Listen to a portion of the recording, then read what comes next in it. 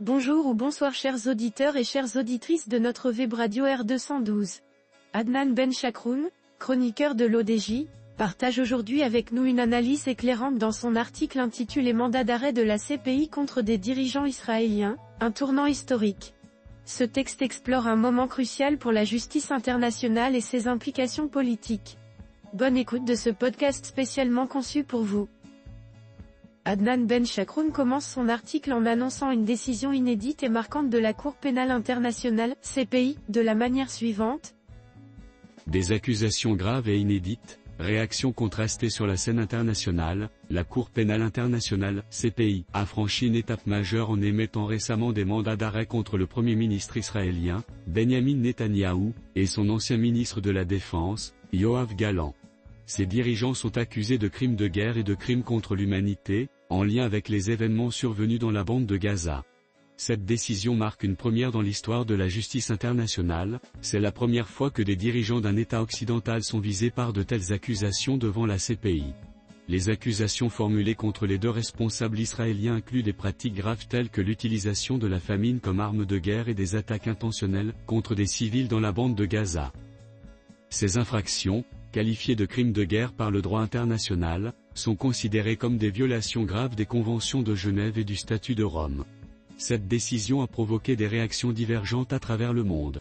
Les États-Unis, tout en maintenant leur position traditionnelle de soutien à Israël, ont rejeté ces mandats d'arrêt, mettant en doute la légitimité de la CPI dans ce contexte.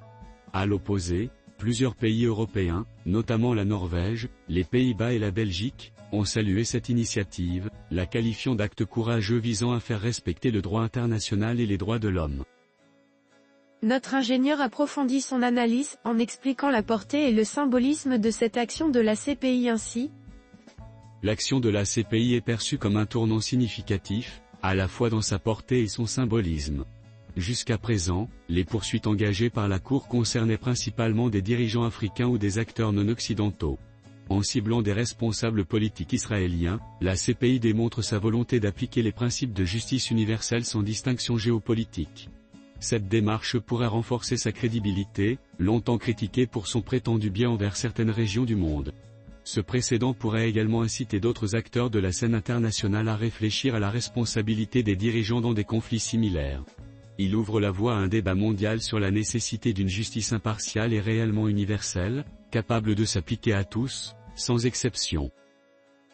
Chers auditeurs et chères auditrices de la web radio R212, merci d'avoir écouté ce podcast consacré à l'analyse d'Adnan Ben Chakroun sur une étape marquante pour la justice internationale.